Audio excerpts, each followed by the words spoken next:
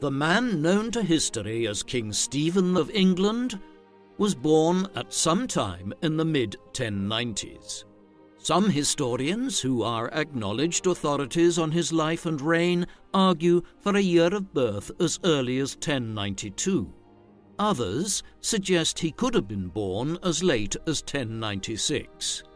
It is important to bear this in mind, especially when considering the events of the 1100s and 1110s, as the gap of 4 years make a considerable difference in evaluating whether Stephen's actions at these times were those of a child, a teenager, or a young man.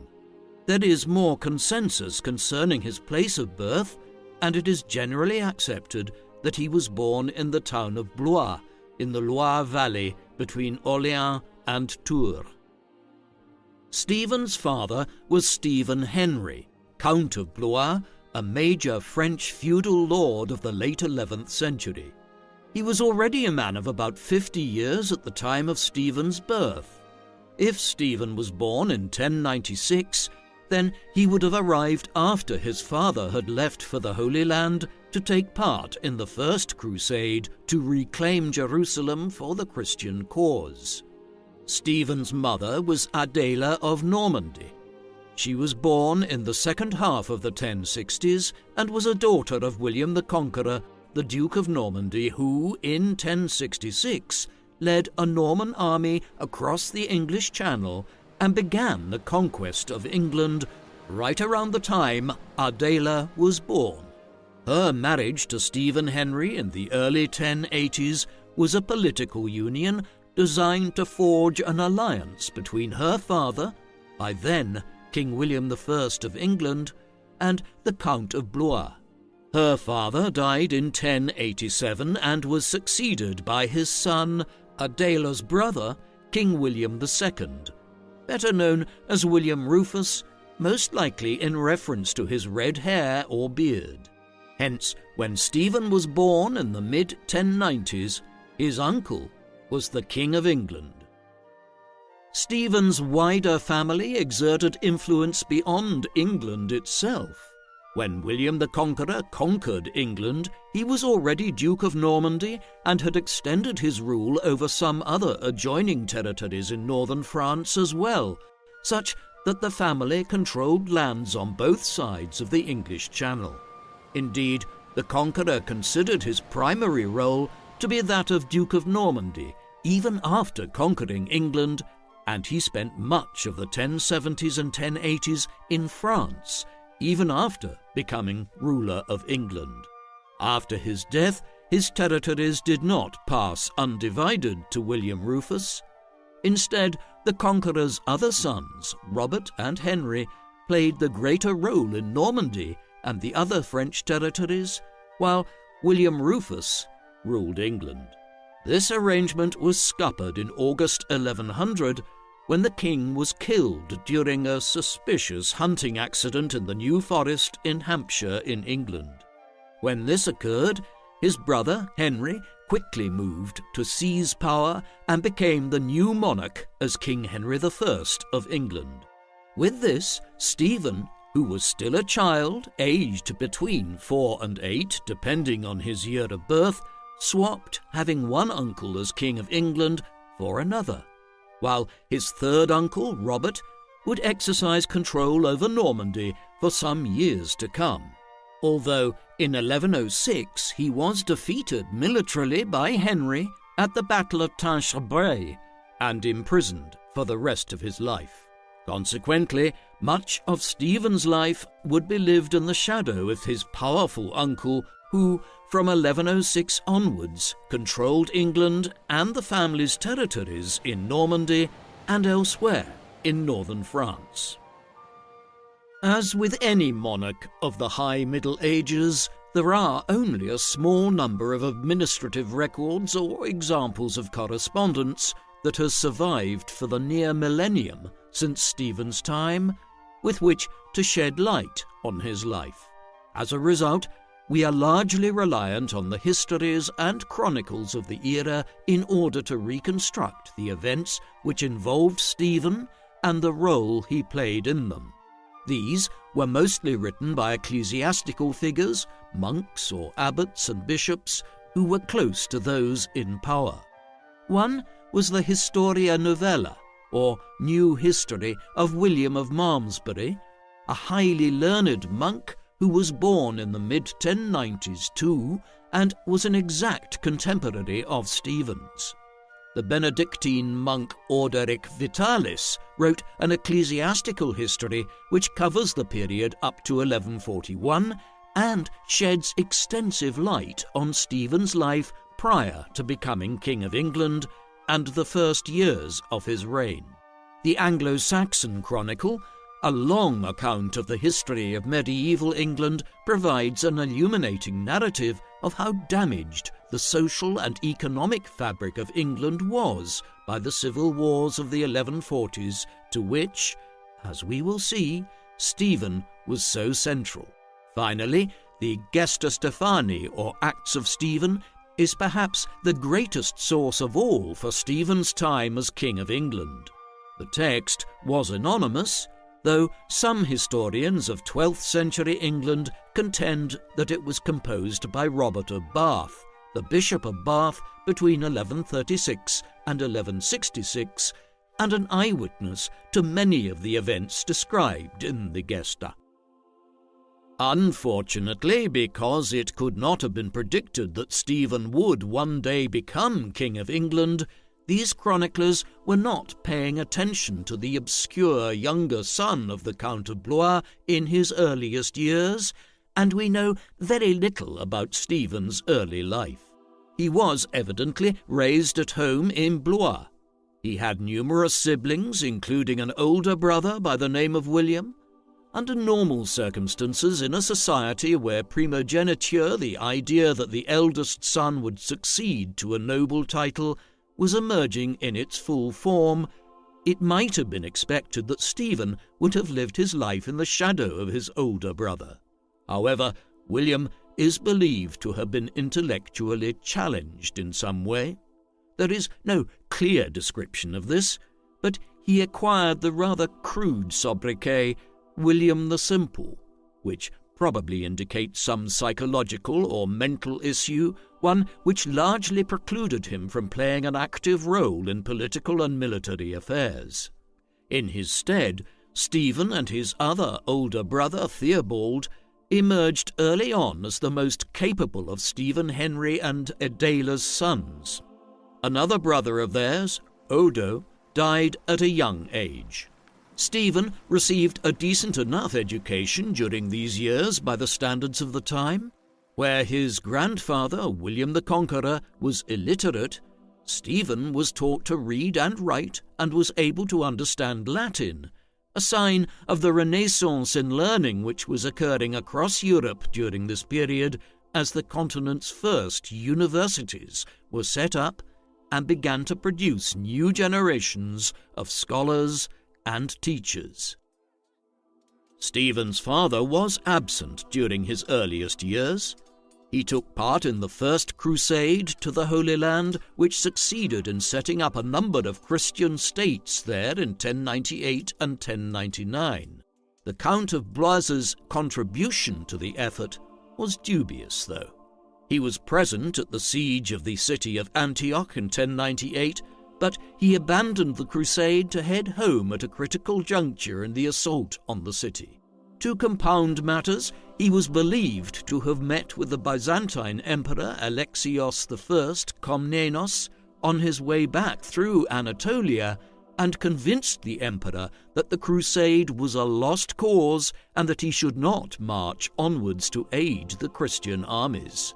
In the event, he proved to be completely wrong in his analysis, and after the successful capture of Antioch, the Crusaders went on to conquer nearly all of the region, approximating with modern-day Lebanon, Israel, and Palestine, as well as parts of Syria and Jordan.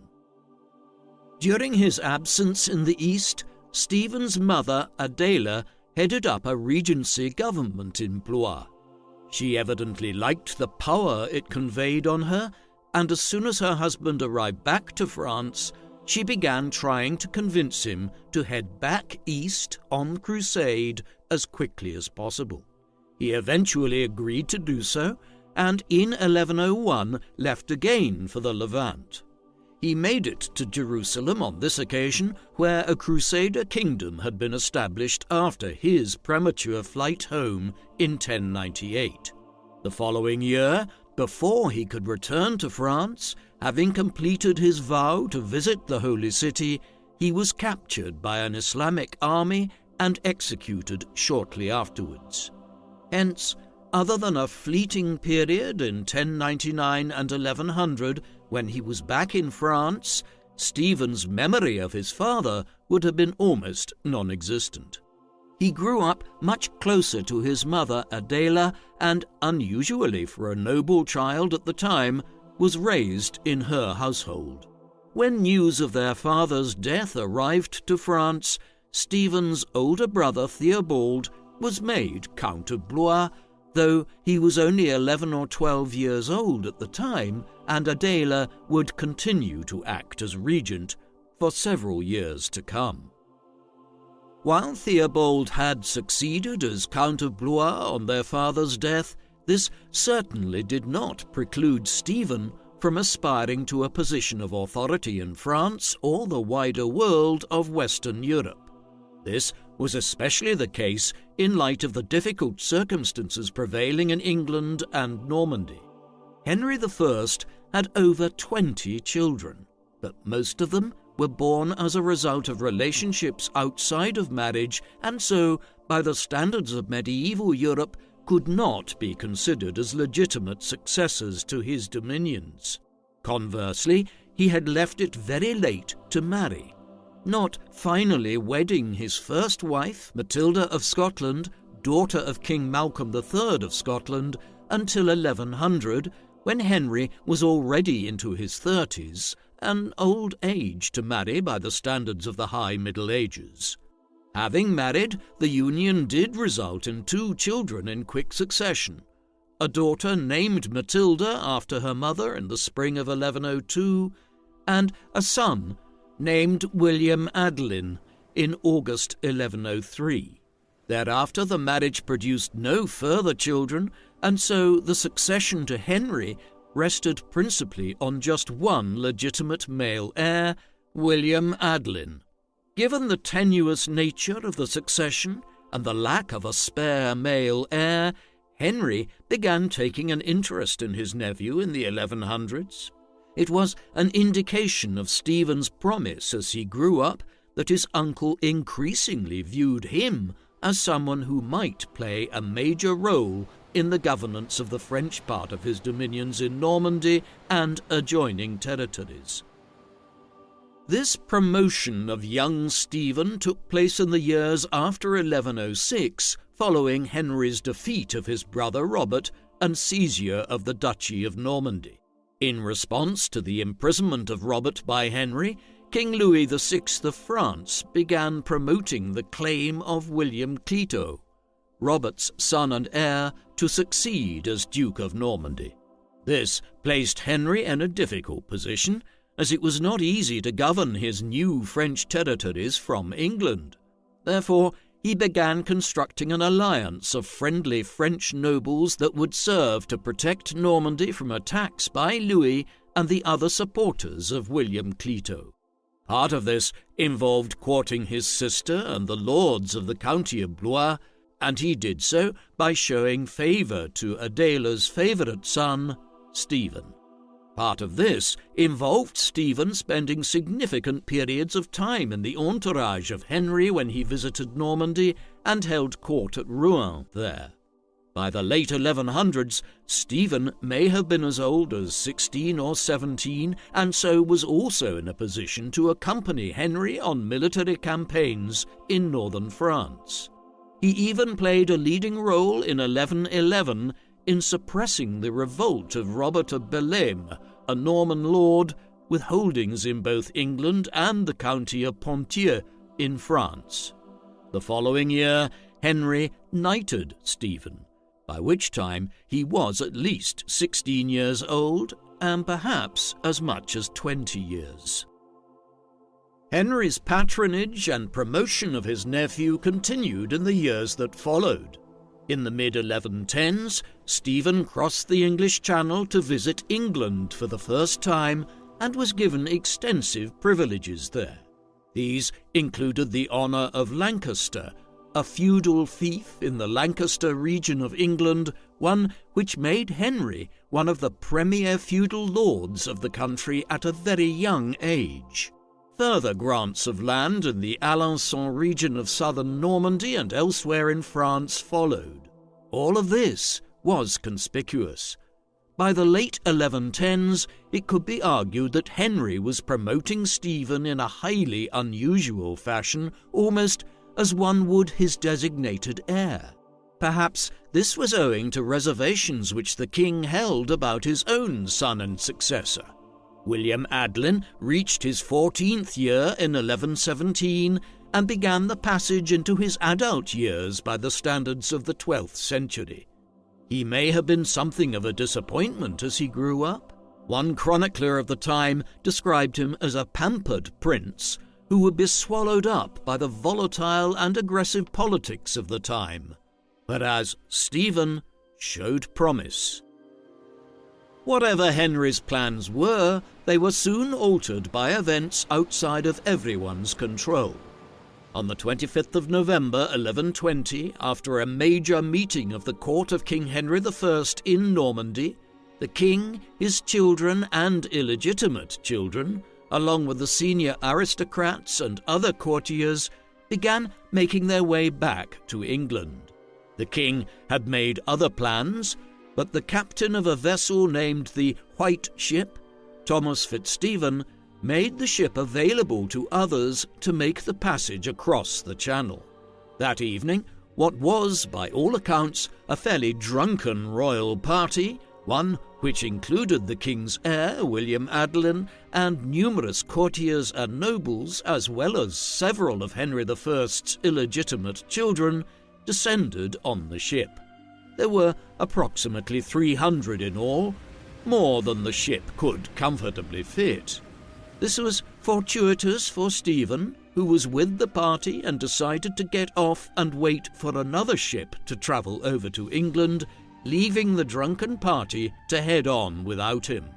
Not long afterwards, he possibly watched as the White Ship struck a large rock which was almost entirely submerged in the harbour. According to the sources we have, all but one of the passengers drowned, an unusual development given how close to the shore they were. One might have expected that more would have swum to safety. Amongst the deceased was William Adelin, King Henry's only legitimate son and heir. His death would cast the succession issue wide open, and as a close male relative of the king, Stephen would become a major player in the scheming which followed in the 1120s. In the immediate aftermath of William Adelin's death, Henry's desire for a child of his own to succeed him became evident, despite his lavish promotion of Stephen in previous years. There was only one option left: Henry's legitimate daughter, Matilda. A girl of 18, she had already been married for several years to Henry V, the Holy Roman Emperor, and the most powerful feudal lord in a politically divided Germany. Despite the fact that she was a woman, and that she was absent elsewhere in Europe and had been so for many years, Henry moved to make her his heir designate in the aftermath of the disaster of the White Ship. Admittedly, he did also try to shore up the succession in other ways. His first wife, Matilda of Scotland, had died in 1118, and Henry remarried shortly after the White Ship, this time to Adeliza of Louvain, a daughter of the Count of Louvain and a woman of perhaps little more than 17 years at the time of the marriage. The hope was that this second union with someone with many childbearing years ahead would produce a new legitimate male heir, but there was no luck on this front. The marriage would not lead to further children for Henry, the barren nature of it most likely being due to the king's own advanced years, as Adeliza would have a child many years later when she married for a second time. What this meant in the 1120s and 1130s was that Matilda remained Henry's only living, legitimate child and the heir to the throne of England. There were signs already by the mid-1120s that Matilda would be a tough sell as Henry's heir.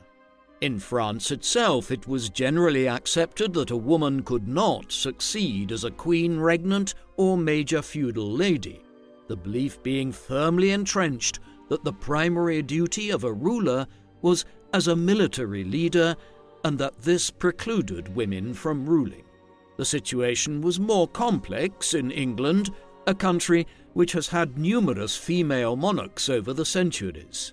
Henry hoped to placate his feudal lords and gain their acceptance of Matilda as his heir in 1128 when, after her first husband, Emperor Henry V, died in 1125, she was remarried to Geoffrey Plantagenet, the Count of Anjou, one of the more powerful lords of northern France, whose lands lay along the southern border of the Duchy of Normandy. This backfired, though, when the unpopular Geoffrey made the lords of England and northern France even more reluctant to accept Matilda as the king's heir.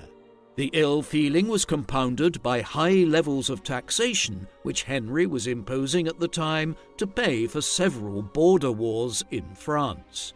Unperturbed, Henry convened gatherings of his lords, including Stephen, on several occasions between 1127 and 1131 to have them swear oaths to accept Matilda as his heir when he passed away. Despite these outward shows of obedience, a major question still hung over events. Would these oaths be honoured when the king was dead, or would the lords seek to crown a male monarch? While this political wrangling and unrest was underway, Stephen's personal situation was changing too. Like his uncle, King Henry, he had left it relatively late to marry, but eventually, in 1125, he finally married for the first time, by which time he was either at the very end of his 20s or heading on for his mid-30s, depending on the year of his birth. To further confuse matters, another Matilda was involved, the third in our story so far. Matilda of Boulogne was a daughter of Count Eustace III of Boulogne, the ruler of the Boulogne fief near Calais in the northeastern extremity of France and lying along the shores of the English Channel. The county of Boulogne was a significant polity in the cross-channel politics between England and northern France. Furthermore, Matilda's mother was Mary of Scotland, a daughter of Malcolm III of Scotland. Hence Matilda was a niece-in-law of King Henry, her mother having been the sister of Henry's first wife. Accordingly, the marriage was politically astute and became even more important within weeks of the wedding when Matilda's father died without a male heir and she and Stephen ascended as Count and Countess of Boulogne, further strengthening Stephen's position in northern France and on the southern side of the English Channel. From his new lordship in Boulogne, Stephen continued to position himself to be a major figure in the succession politics of the second half of the 1120s and into the 1130s. He still was highly regarded by his uncle, who had facilitated the marriage union with Matilda of Boulogne. Stephen returned the favour by acting as Henry's representative in the region straddling northern France and Flanders in what is now Belgium. Here, William Clito, the son of Henry's brother Robert, was scheming to become Count of Flanders, one of the most powerful fiefdoms in northern Europe during the High Middle Ages. Henry was anxious to prevent this, and Stephen obliged him by undermining William Clito's efforts. This all stood in stark contrast to Henry's relationship with his daughter and heir Matilda and her husband Geoffrey of Anjou. They were pressuring Henry to begin transferring power to them before he died, principally by handing over control of castles and lands in northern France.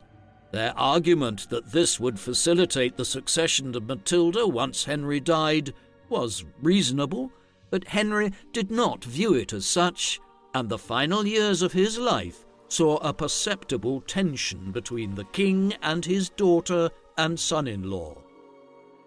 It was under this cloud of deteriorating relations with his family members that old King Henry died at the start of December 1135. Chroniclers of the time suggested his demise was owing to eating too many lampreys, a type of fish. Perhaps this did play a part in his death, but in any event, Henry was well into his 60s by that time, and an old man by the standards of the 12th century. As news of the king's death spread, Stephen was well placed to position himself as a potential successor. The king had died in Normandy, and Stephen received the news before most other contenders for the throne, as he was not far away in Bologna at the time. Geoffrey and Matilda were further south in Anjou, and such was their unpopularity by that time that few supporters rushed to their cause. Another plausible successor was Stephen's brother Theobald, the Count of Blois, though it soon transpired that he too lacked the kind of support which was available to Stephen. Stephen moved swiftly to capitalize on his advantageous position. He and his closest followers mobilized and quickly crossed the English Channel to arrive in England within days of Henry's death. There they faced some opposition from Matilda's supporters. Nevertheless, by the 8th of December, Stephen was near London, and in the days that followed cemented popular support for his accession in the capital and began taking over the levers of government. Over the next week, an agreement was worked out with the Archbishop of Canterbury, William de Corbeil, whereby, in spite of the Archbishop's oath to support Matilda's succession, he agreed to crown Stephen as the senior ecclesiastical Lord of England. Then a story was concocted with some of the late king's senior ministers, through which it was claimed that Henry I had renounced Matilda as his heir on his deathbed and approved Stephen as his successor. Then, with the wheeling and dealing done and those in positions of power convinced to support him, Stephen was officially crowned as King Stephen I of England at Westminster Abbey on the 22nd of December 1135. It was just 3 weeks to the day since King Henry's death, and in France, Matilda was able to do very little to try to alter the trajectory of events. It was not the end of her claim to the throne, though. Far from it. In a somewhat unusual development, Stephen did not initially face military difficulties from rival candidates to the throne of England from northern France. Instead, the first 2 to 3 years of his reign were principally concerned with shoring up his position in England itself from fractious lords within England and border incursions from Wales and Scotland. The most pressing issue was to the north, where King David I of Scotland had taken advantage of the temporary lull in English royal power upon the death of King Henry to invade northern England. The lands here around Northumbria and adjoining shires were contested between the English and the Scots throughout the High Middle Ages and late medieval period, and a diplomatic realignment pursuant from a change of king was a common reason for outbreaks of hostilities along the border. This one was more substantial than others, with David marching well into England and seizing the important northern towns of Carlisle and Newcastle. In response, Stephen marched north early in 1136 and campaigned against the Scots. Clashes over several weeks were enough to convince both monarchs of the wisdom of finding a swift solution. Stephen, who was anxious to end the campaign and return south in order to continue consolidating his position, ceded Carlisle to David in return for peace. With this concluded, Stephen headed south again. No sooner had he returned southwards than Stephen had to engage with an incursion from several Welsh lords into the March region between eastern Wales and the English West Midlands. The Normans had begun efforts to conquer Wales during the reign of Stephen's grandfather, William the Conqueror, but this was only ever a partial conquest and would not be fully completed until the late 13th century. While Stephen was absent in the north, campaigning against the Scots, several Welsh lords revolted, winning a significant victory at the Battle of Llwchor in January 1136.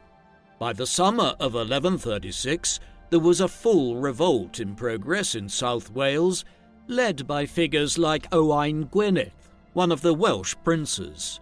Stephen and several Norman marcher lords campaigned aggressively against them in the months that followed, but as with the Scottish border, Stephen was not committed to winning victory, merely to limiting any potential damage which war might cause. In 1137, he agreed peace terms through which the English state left the Welsh lords to manage themselves for a generation to come. That Stephen would make no further effort to intervene in Wales over his reign was owing to the outbreak of the civil war which would characterize both his reign and the entirety of English political history for a decade and a half in the middle of the 12th century. The Anarchy began in 1138, a civil war which pitted Stephen and his supporters against those who wished to uphold old King Henry's desire for his legitimate daughter, Matilda, to succeed him.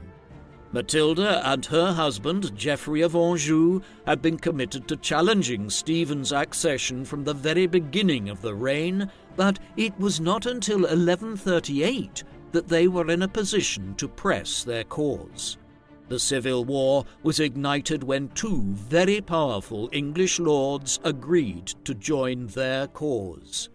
These were Robert, Earl of Gloucester, an illegitimate son of King Henry I, and thus a half-brother of Matilda's. He was one of the leading peers of the realm, and had made clear from the very beginning that he was uneasy with the manner in which Stephen had usurped the throne in December 1135. In 1138, he agreed to take up arms in support of Matilda. Second was Ranulph de Gernon, 4th Earl of Chester. He was a leading Anglo-Norman magnate. Some of his lands in the north of England had been sacrificed by Stephen as the price of peace with the Scots in 1136, and his resentment at this led him to join the revolt when it began in 1138. Thus, with support from senior lords on both sides of the English Channel, Matilda and Geoffrey entered open conflict with Stephen. The first stages of the war occurred in 1139 when the Angevins, so named for the fact that Matilda's husband was the Count of Anjou, invaded England from northern France. With the die cast, Matilda's supporters made their allegiances clear. The dead King Henry's widow, Adeliza, also threw her support behind her stepdaughter. In the months that followed and into 1140, the battle lines were drawn as Matilda's faction won control over much of northern England, where Ranulph of Chester was one of the preeminent feudal lords, and in western England, with the port city of Bristol emerging as a stronghold for Matilda in the region, buoyed by Robert of Gloucester's strong position here. Meanwhile, Stephen retained control of the bulk of southern and eastern England, a position which gave him control of London, Oxford, and the wealthier parts of England around Kent and Surrey in the south, as well as into East Anglia and beyond.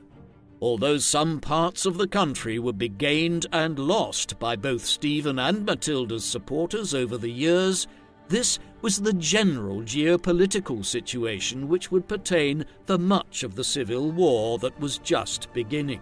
Yet, often the map was more complicated still, as local lords and magnates, or even church figures like the Bishop of Ely, gained control of small patches of land and shifted allegiances over and back as they tried to benefit themselves during the prolonged period of uncertainty. It was this chaotic situation, combined with the violence and the breakdown of royal government, which partly led to the Civil War becoming known as the Anarchy. One of the most critical episodes in the entire war began in the first days of 1141, when Stephen and his followers laid siege to Lincoln Castle, where Ranulph of Chester and some of his closest supporters were lodging. Stephen hoped to win this key stronghold lying between East Anglia and York in the north.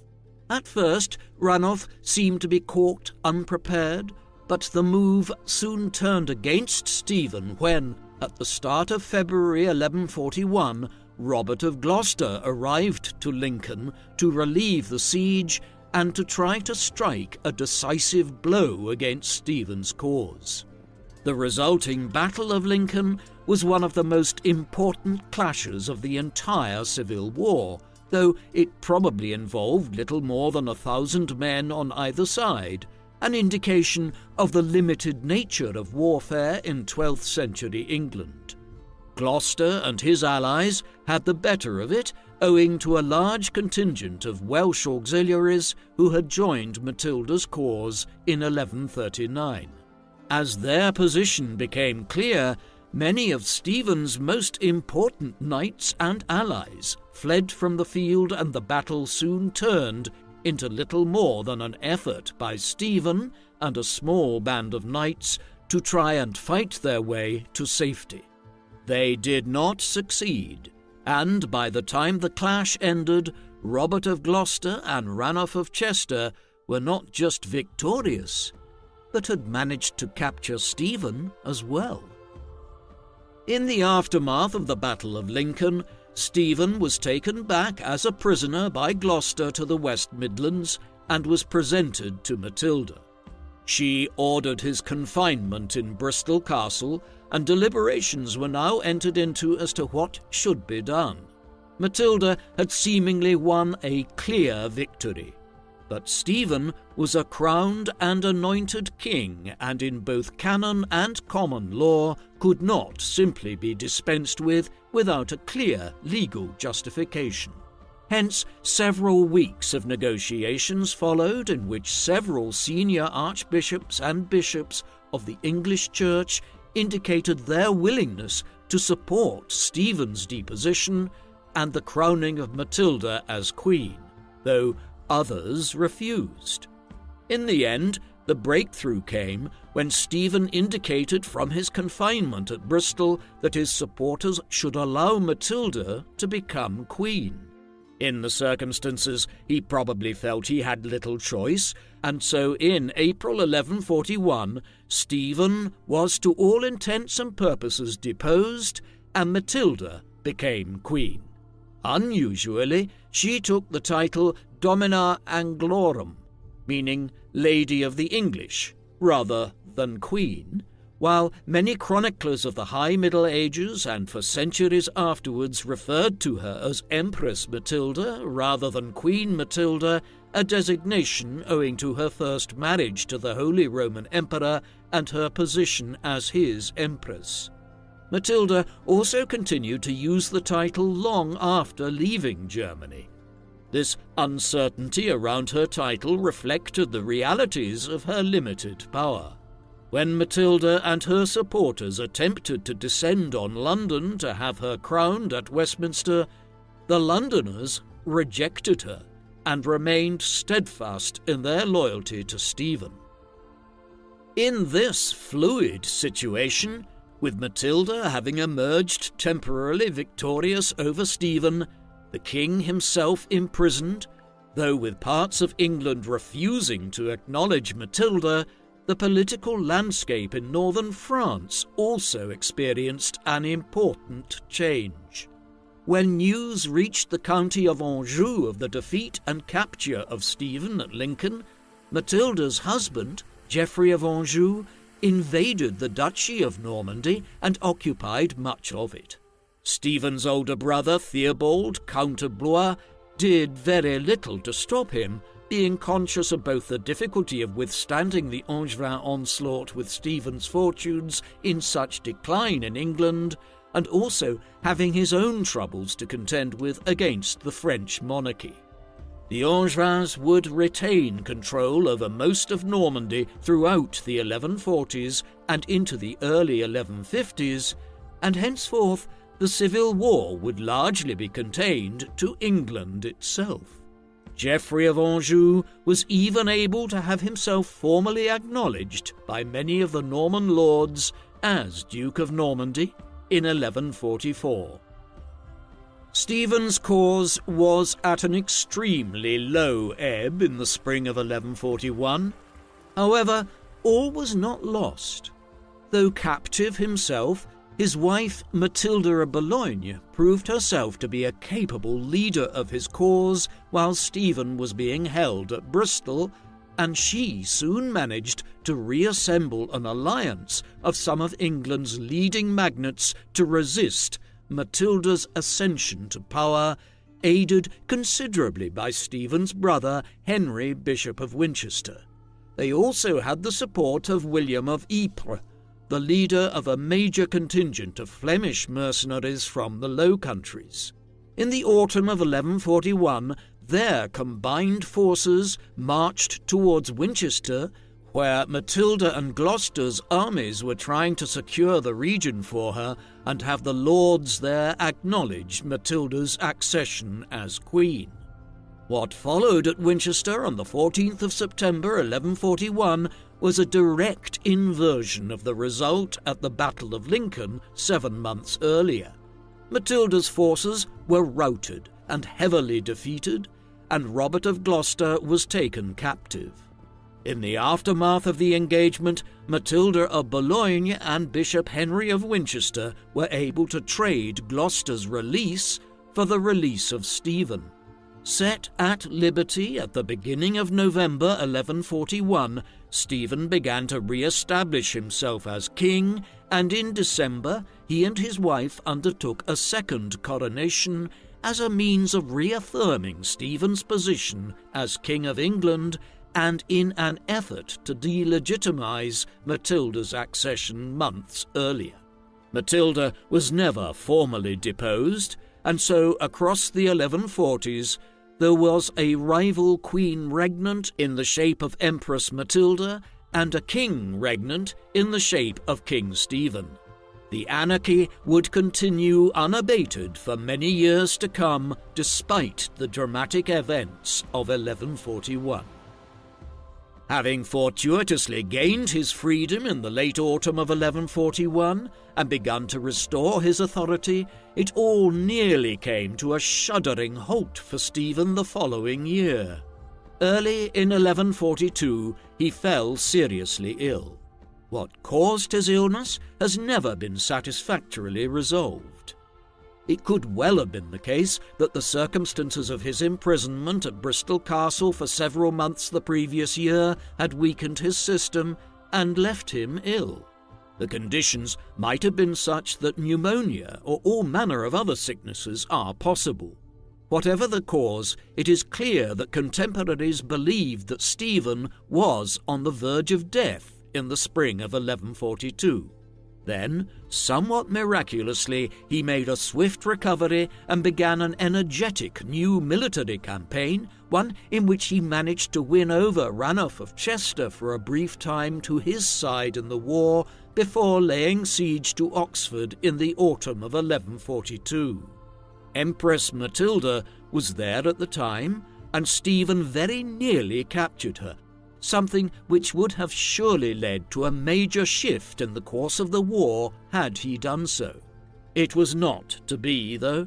Matilda and a handful of close supporters slipped out of Oxford Castle under the cover of night and made their way westwards. After the dramatic events of the years between 1140 and 1142, the years that followed in the mid-1140s saw the Civil War enter into a period of stalemate. Neither side made a major breakthrough, although at the same time there were near-constant clashes between regional supporters of both Stephen and Matilda's causes. The conflict was extremely damaging, and many chroniclers of the time noted the devastation wrought across England and northern France. Agriculture was interrupted across the Norman dominions, and there was a general economic decline after a lengthy period of improvement under Henry I. Scores of castles were destroyed and towns and villages sacked brutally by wandering bands of soldiers on both sides of the divide. It was this general sense of a land experiencing devastation for years which led the chroniclers to lament it so much, and for subsequent historians to term it the Anarchy. Like many modern wars, it also led to innovations. The incessant warfare and the destruction of existing motte and bailey wooden castles led to a swift adoption of the new concept of stronger stone castles, particularly in England, where motte and bailey fortifications still dotted the countryside. As destructive as the Anarchy was, it ushered in a period in the second half of the 12th century and into the 13th and 14th in which some of England's finest stone castles were erected.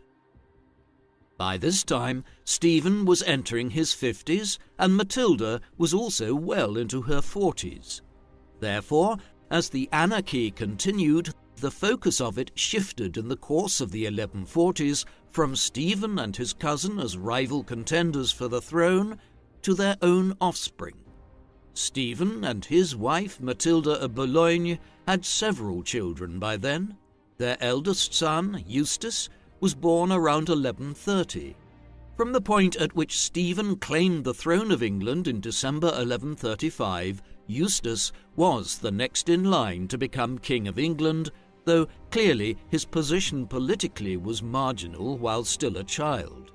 By the mid-1140s, however, he was old enough to be promoted and was expected to engage in military campaigning himself. In 1146, he was promoted to the position of Count of Boulogne in France and knighted not long afterwards as his father began preparing him to succeed him one day. Stephen and Matilda also had a daughter named Marie who was born in 1136. In the late 1140s, Stephen began promoting her to play a prominent role in the female religious orders in England, a position which was essentially political in the High Middle Ages. Such was the power and wealth of the medieval religious orders.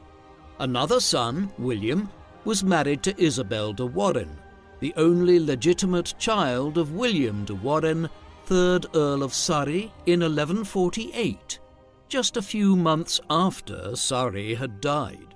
With this, William was promoted to become Earl of Surrey, through marriage at just 11 years of age. Finally, like his uncle Henry I, Stephen also had illegitimate children, the foremost of which was a son named Gervase, who Stephen had made the abbot of Westminster Abbey in 1138, an important ecclesiastical office which he abused through his corrupt behaviour. All of this was designed to embed Stephen's wider family into the political and aristocratic world of England and to shore up his dynasty in the process. A similar situation was developing across the English Channel in the county of Anjou. Matilda and Geoffrey had 3 sons in the 1130s.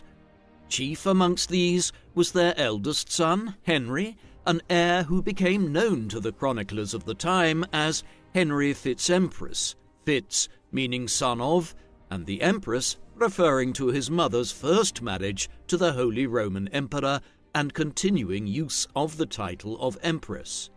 Henry was born in March 1133 and was just a few years younger than Stephen's eldest son Eustace. Already by 1142, when he was just 9 years of age, his parents began involving Henry in the politics of the Civil War and sent him to England to spend time in the household of his step-uncle Robert of Gloucester.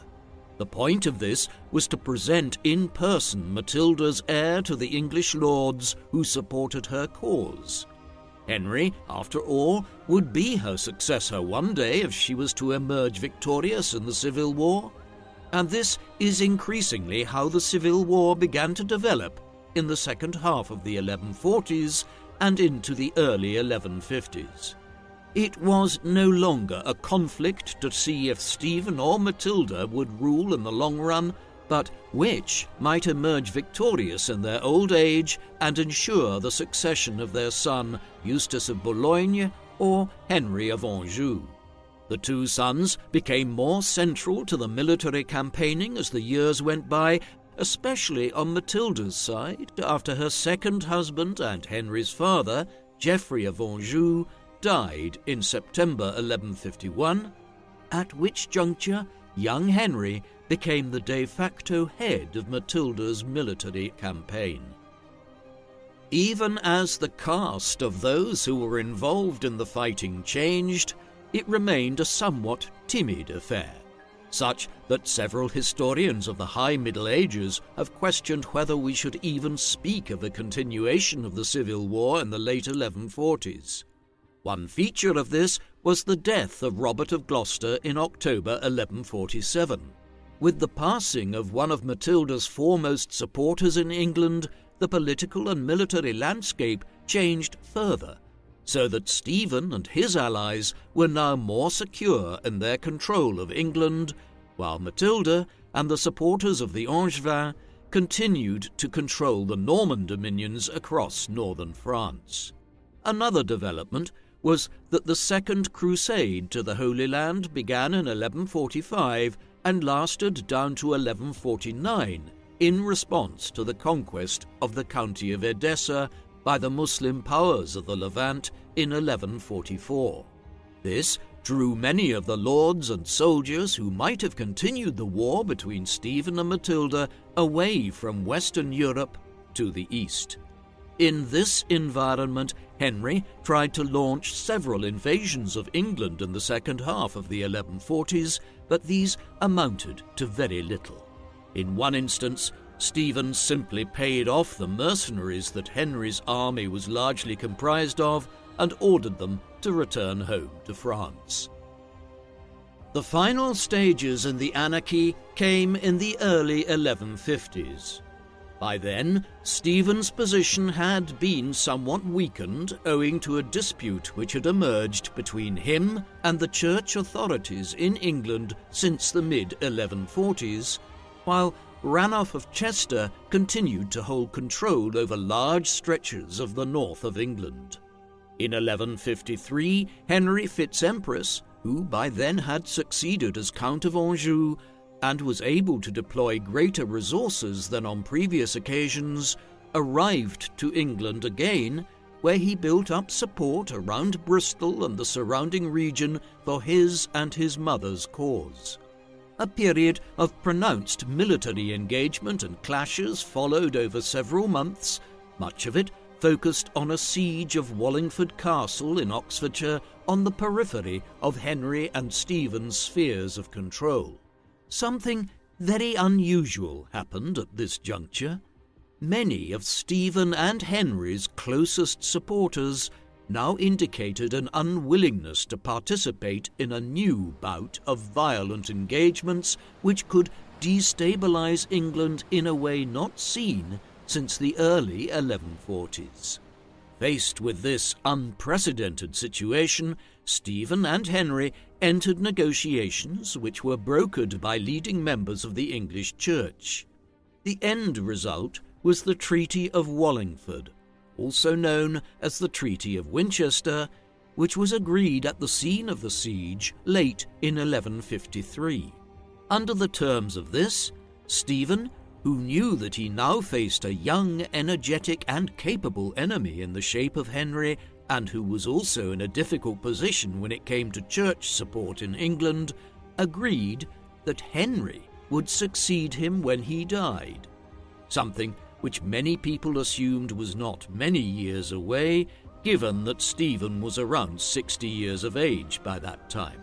This involved Stephen abandoning the claims of his sons to succeed him as King of England, but would ensure peace during Stephen's final years.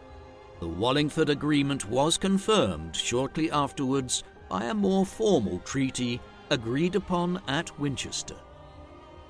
The Treaty of Wallingford was a peculiar agreement.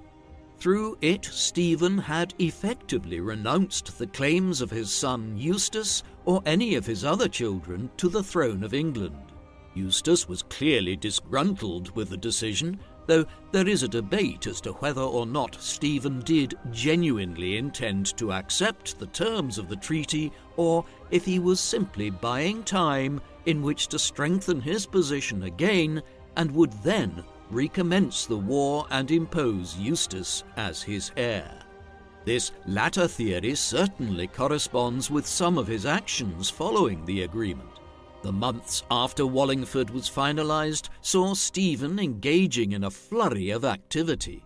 First, he tried to reduce the power of Hugh Bigod, a perennially overmighty feudal lord in England, while he was also building up his military base once again.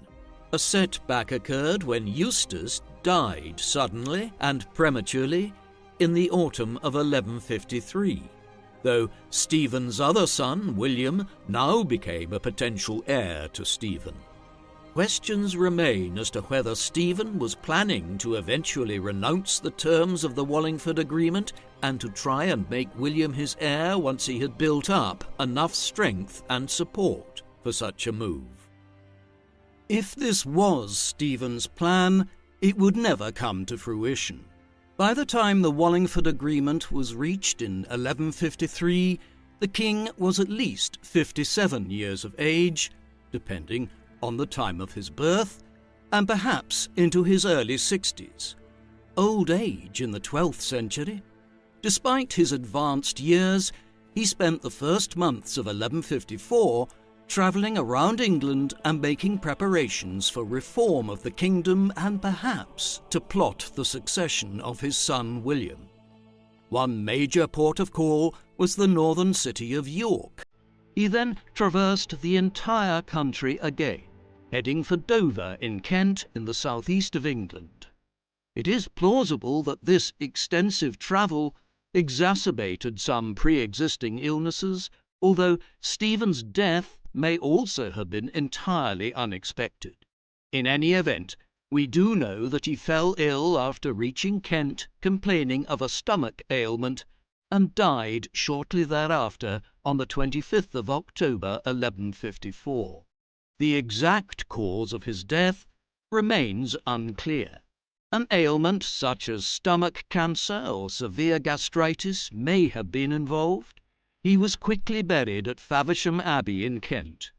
Stephen had patronised the establishment of the abbey just a few years earlier, and both his wife Matilda and their eldest son Eustace, who had died only so recently, were also interred there. The abbey was dissolved and largely destroyed in 1538 as part of the dissolution of England's monasteries during the English Reformation. In 1964, the empty tombs of Stephen and his family members were discovered, and there is a lack of clarity as to where their remains ended up after the 1530s, with local law contending their bones were thrown into a local creek. Stephen's death occurred at a broadly propitious time for bringing the long-running civil war to an end.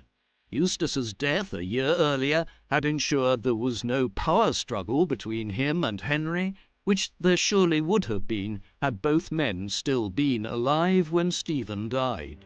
Furthermore, with the Treaty of Wallingford having only so recently been negotiated, the other potential claimants to the throne were willing to accept Henry's succession as King Henry II of England.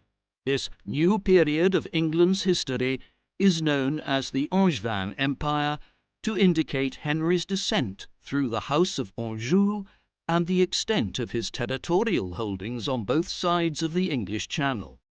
Under other circumstances, some of England's nobles might have encouraged Stephen's younger son, William, to push his claims to the throne, but after nearly 2 decades of civil war and destruction, peace was broadly favoured by all.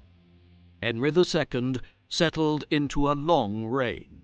He would rule as King of England until 1189, though in time his own fractious family would sow disorder across England and Normandy, while the succession of his son John as king in 1199 ushered in an era in which the Angevins lost the bulk of their lands in northern France. Periods of civil war and disorder would punctuate England's medieval history every few decades for centuries to come. King Stephen has often been viewed poorly by historians of England and France in the High Middle Ages. The reasons for this are obvious.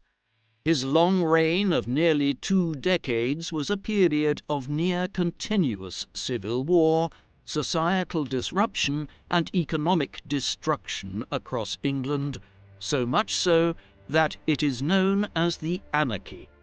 The chronicles and histories of the time present a picture of a country ravaged by the conflict between the supporters of Stephen and Matilda. Many historians since have understandably laid the blame for much of this on Stephen. And yet this is possibly unfair. The crisis was created by a succession dispute which was generated to a large extent by the nobles of England and northern France, who were unwilling to accept Matilda as the successor to Henry I. Had they done so, the chaos could have been avoided. When it did begin, it was perpetuated by Matilda, Geoffrey, and then their son Henry.